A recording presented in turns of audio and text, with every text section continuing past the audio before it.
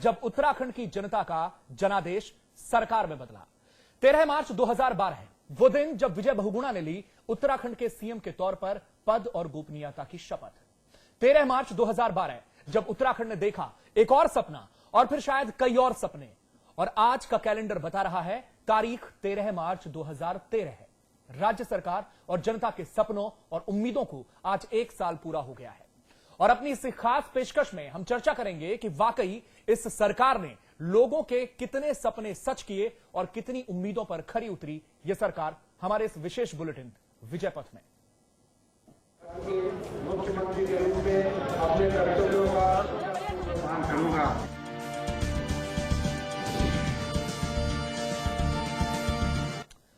तो 13 मार्च 2012 को जिस कैलेंडर का पहला पन्ना खुला था वो कैलेंडर बदलने जा रहा है, क्योंकि उत्तराखंड की विजय बहुगुणा सरकार ने अपना एक साल आज पूरा कर लिया। इस दरमियान तमाम ऐसे मौके आए कि जब लगा सरकार हिचकोले खा रही है। कभी अंदरूनी कलह हुई तो कभी विपक्ष की घेरेबंदी, कभी आपदा की मार पड़ी तो कभी चुनाव में भी यह सरकार घिरी।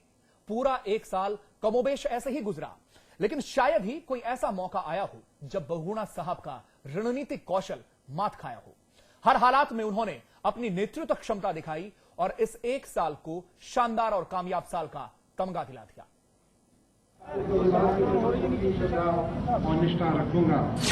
13 मार्च 2012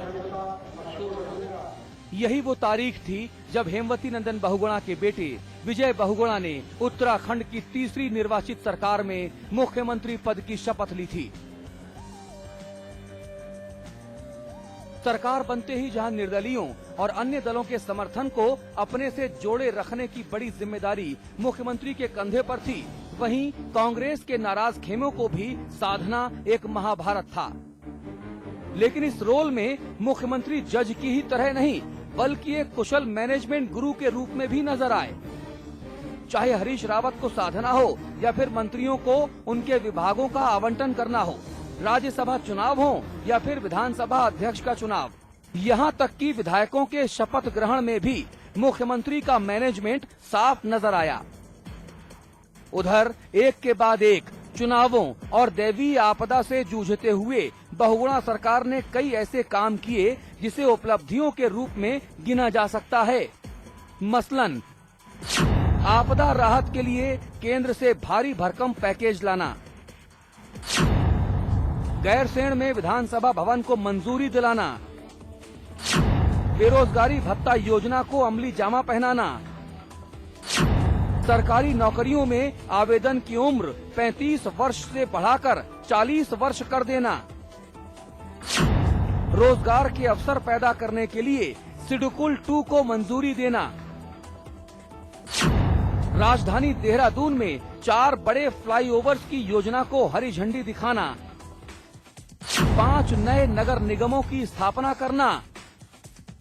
ये सब वो उपलब्धियां हैं जो सरकार के रिपोर्ट कार्ड को चमचमा रही हैं और लगने लगा है कि सूबे में विकास की थम चुकी गाड़ी न्यूट्रल गियर से अब फर्स्ट गियर में आ चुकी है, क्योंकि सरकारी आंकड़े इसकी तस्दीक कर रहे हैं, जिनके मुताबिक मौजूदा वर्ष में सूबे की विकास दर में अच्छा खासा इजाफा हो सकता है। यानी कुल मिलाकर मोटे तौर पर अगर देखा जाए तो गुजरा साल बेशक उलझी हुई सियासत से भरा रहा, लेकिन विजय बहुगुणा ने सियासत को विकास के आड़े नहीं आने दिया। यही वजह है कि विकास सरकारी फाइलों से अलहदा जमीन पर भी नजर आने लगा है। ब्यूरो रिपोर्ट के साथ आलोक साहिल, समाचार प्लस।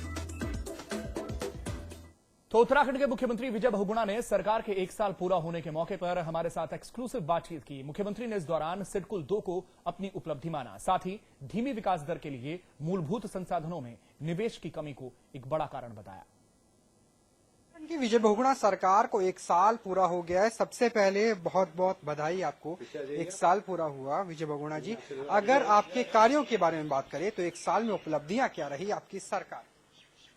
मैं जिस परिस्थिति में मुझे सरकार मिली, संसाधन की, आय की, जिस तरह की समस्याएं थी राजनीतिक, तो आज मैं कह सकता हूँ एक साल में कि हमने जो है वो स्टॉर्म को वेदर कर लिया, मतलब कि हम आगे बढ़ रहे हैं। आज स्थायी सरकार है हमने जो भी परियोजनाएं करी वो अब धरातल पे दिखेंगी, चाहे विद्युत की हो, चाहे सड़क की हो, चाहे पेयजल की हो। काफ़ी हमने काम किया है। मैं अपने को ये नहीं कहूँगा कि मैं 30 मार्क का हूँ और बहुत अच्छा हो गया, लेकिन जो परिस्थितियाँ थी उसके अनुकूल हम लोगों ने काफ़ी अच्छा कार्य किया है। और एक वर्ष के बाद जो अगला वर्ष हमारा शुरू होगा वित्तीय, आप देखेंगे कि हमारे संसाधन बढ़ेंगे, हमारी आय बढ़ेगी, और निश्चित तौर पर जब संसाधन और आय बढ़ेगी राज्य की तो विकास में और गति आएगी। हमारा बजट जितना है 17-18 हज़ार करोड़ का था, 21,000 करोड़ का, 25,000 करोड़ का होगा शायद, उसमें करीब 70% तो नॉन प्लान एक्सपेंडिचर है। तो राज्य की आय बढ़ाने के लिए जो हमने अब निर्णय लिए हैं उसका रिजल्ट जो है वो आने वाले महीनों में मिलेगा। हमारे पास रेवेन्यू ज्यादा आएगा, इनकम ज्यादा होगी तो हम व्यय ज्यादा करेंगे। विपक्ष हमेशा ये आपके ऊपर इल्जाम लगाता है कि स्थायी सरकार नहीं है, सरकार के मंत्री, सरकार के जो नेता हैं वो साथ नहीं आ रहे, विधानसभा के अध्यक्ष भी साथ नहीं आ रहे। बहुत बार ऐसे बयानबाजी आ जाती है। विपक्ष की चुनौतियों का, उनके बयानों का कैसे जवाब? विपक्ष जो है वो हमारे अंदर ज्यादा ताक झाक ना करे, क्योंकि हम लोग सब एक साथ हैं। अपना मत देना, अपनी राय देना, ये एंटी पार्टी एक्टिविटी नहीं है। और निश्चित तौर पे अभी राहुल जी आए थे, उन्होंने सरकार और संगठन के बहुत लोगों से बात की है। उन्होंने हमको गायत्री मंत्र दिया है, और अब गायत्री मंत्री है कि एकजुट होकर जनता की सेवा करो, विकास करो। विपक्ष की क्या टिप्पणी मुझ पर आती है उसका तो जवाब नहीं दूंगा, लेकिन इतना जरूर कहूंगा कि जब आप तुलना करेंगे पिछली सरकार की और हमारी सरकार की, तो हमारी सरकार की उपलब्धियां उनसे बहुत ज्यादा है। राजनीतिक रूप से पिछला साल काफी ज्यादा उठापटक रहा। सितारगंज की जीत हुई, टिहरी की हार हुई। एक साल बाद संसदीय चुनाव है, आम चुनाव है, उसके लिए आपकी सरकार, केंद्र सरकार को जिताने के लिए किस तरह की योजना बना? देखिए, कांग्रेस की सरकार है, वहाँ हमारे सांसद हैं जो कि सांसद लोकप्रिय हैं, उनका एक स्टेचर है, वो काम भी कर रहे हैं। तो मुझे पूरी उम्मीद है कि सरकार अच्छे काम करेगी, पार्टी जनता तक पहुंचाएगी, तो आने वाले समय में उत्तराखंड जो है वो कांग्रेस का एक किला है, वो किला बना रहेगा। बजट आने वाला, ये इल्जाम लगाया जाता है कि बजट का पैसा पूरा खर्च नहीं हो पाता, केंद्र सरकार से पैसा रुक जाता है, उसको लेकर भी जवाब देंगे जब सत्र आने वाला है? निश्चित तौर पे बजट सेशन आ रहा है, तो मैं आज घोषणा तो कुछ करूंगा नहीं, हमारा बजट है 14 को। लेकिन जो हमारी मुख्य कमी है कि हमारे पास जो मैन पावर है, चाहे IAS ऑफिसर्स हो, चाहे PCS ऑफिसर्स हो, चाहे जूनियर इंजीनियर्स हो, इसकी बहुत कमी है। और हम एडहॉक भर्तियां भी कर रहे हैं, चाहे डॉक्टर्स की हो, चाहे इंजीनियर्स की हो। इंफ्रास्ट्रक्चर की कमी की वजह से थोड़ा वे नहीं हो पाता है। दूसरा ये कि जो प्लान है, प्लान जो है बहुत देर से अप्रूव होता है प्लानिंग कमीशन से। जो जिला प्लान बनते हैं वो बहुत देर से बनते हैं। इसीलिए मैं अपनी बजट मार्च में ला रहा हूं, और अप्रैल में जल्दी से मैं अपना प्रदेश का योजना का कार्य तय करके अधिक समय अपने पास रखेंगे योजनाओं पे पैसा खर्च करने के लिए। क्या जी, तो उत्तराखंड के मुख्यमंत्री विजय बहुगुणा जो कल दिल्ली में थे और हमारे संवाददाता राहुल डबास से उन्होंने एक्सक्लूसिव बातचीत की, सरकार के 1 साल के कामकाज का लेखा जोखा बता रहे थे। हम सीधे रुख करेंगे इस वक्त देहरादून स्टूडियो का, जहां से मेरे साथ चर्चा में शामिल हो रहे हैं हमारे रेजिडेंट एडिटर अविकल थपलियाल हैं, उनसे हम बातचीत करेंगे। इसके अलावा भारतीय जनता पार्टी के प्रकाश पंत हैं, आप पूर्व कैबिनेट मंत्री भी हैं, और कांग्रेस नेता हैं सुरेंद्र अग्रवाल जी, इनसे भी हम बातचीत करेंगे। आप तीनों का बहुत बहुत स्वागत है। अविकल जी, सबसे पहला सवाल मेरा आपसे है, आप ये बताइए कि पिछले 1 साल का जो कार्यकाल है मुख्यमंत्री विजय बहुगुणा का, उत्तराखंड में कांग्रेस की सरकार का, इसे किस तरीके से आप आंकते हैं? 1 साल में कुछ उपलब्धियां रही हैं उनके खाते में? अमित भाई, 1 साल में मैं इसे मिला जुला मानता हूं, और वैसे तो यहाँ की जनता को किसी भी मुख्यमंत्री से कोई उम्मीद नहीं रह गई है। इसके 12 साल का जो हमारा ट्रैक रिकॉर्ड है, हाँ। उसके हिसाब से जनता बड़ी निराश है। लेकिन चूंकि अभी इनको 4 साल और पूरे करने हैं, लेकिन जो बीता साल है इनका काफी मिला जुला रहा है। एक बात मुझे जो साफ तौर पे वो ये लगी कि मुख्यमंत्री विजय बहुगुणा के अंदर लोगों ने स्वर्गीय HN बहुगुणा की छाप देखी जी, और उस छाप के अनुसार उनसे उम्मीदें बहुत ज्यादा जनता ने लगा ली कि हो सकता है कि ये भी उसी तरीके से कुशल प्रशासक के तौर पर आगे बढ़ेंगे। लेकिन कहीं मुझे लगता है कि वो केवल 50 से 60% ही अपना संदेश देने में कामयाब रहे। जनता में भी अभी उन्हें 50% में कम मार्क्स दूंगा, 50% में उन्हें मार्क्स देता हूं कि आधे वो पास हुए हैं। कई मामलों में वो जनता में जैसा संदेश से सरकार का जाना चाहिए था, हाँ। जैसी उम्मीदें जनता ने लगाई थी वो पूरी नहीं हुई। बिल्कुल। पहली बात, जो विदेश दौरे हुए हैं, विदेश दौरों से मुख्यमंत्री की साख पर सीधा असर पड़ा है। हाँ। तो कांग्रेस के लोगों का कहना है कि मुख्यमंत्री जी चाहते हैं कि हमारे मंत्री विदेश में जाएं, वहां से सीखे और उसको इम्प्लीमेंट करें।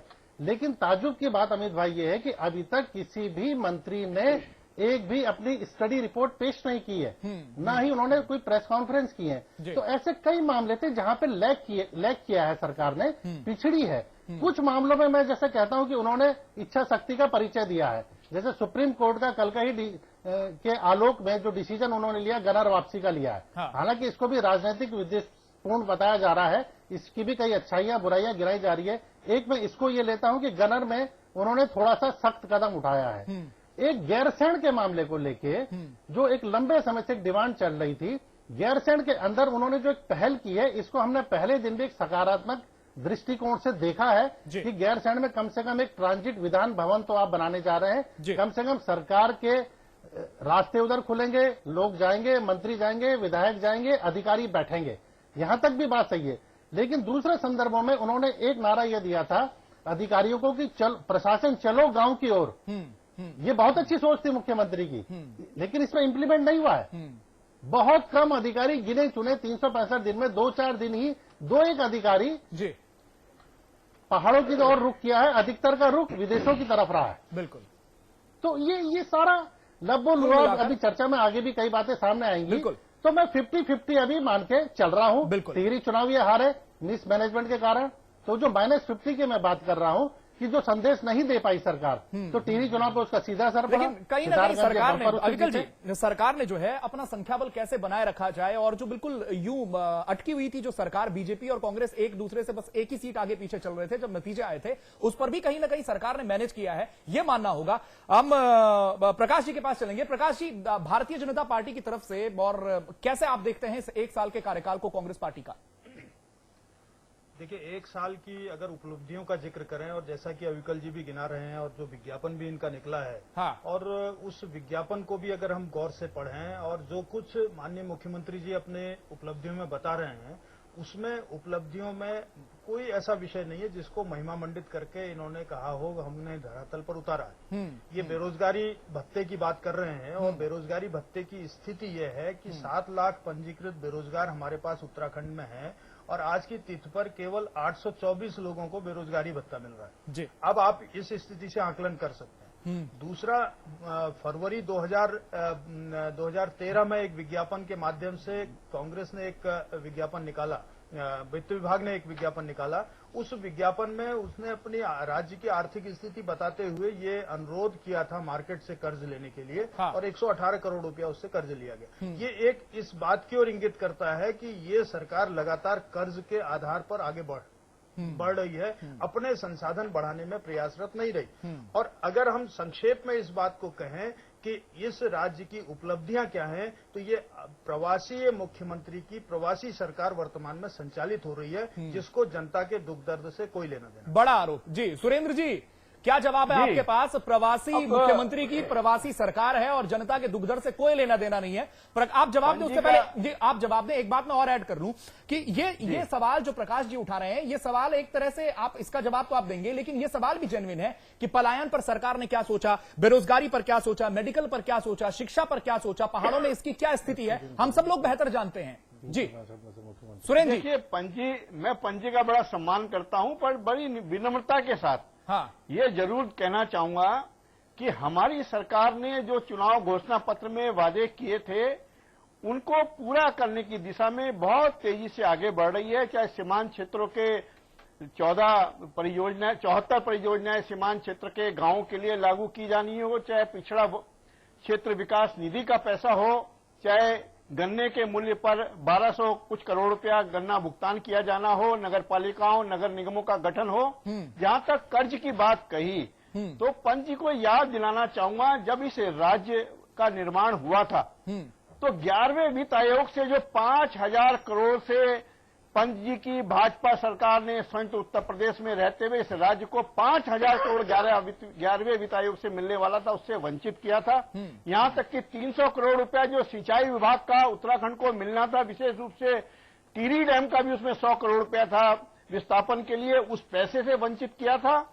इस राज्य को आर्थिक रूप से कंगाल करने के लिए भाजपा ने राज्य निर्माण के समय जो कभी 26 संशोधन कभी 32 संशोधनों के द्वारा कंगाल करने की कोशिश की थी, उससे कांग्रेस की सरकार ने बहुत तेजी के साथ, तिवारी जी के समय में बहुत तेजी के साथ विकास किया। जो हमारी वार्षिक योजना भाजपा की अंतरिम सरकार में मात्र 900 करोड़ की थी, उसको हमने 20% बढ़ाया। सुरेंद्र जी, ये सब आंकड़ों की बातें। सुरेंद्र जी देखिए, सुरेंद्र जी आंकड़े आपके पास भी हैं, आंकड़े मेरे पास भी, मेरे पास आपसे ज्यादा आंकड़े हैं जी। आपको मुंह जुबानी रटे हुए मैं पढ़ के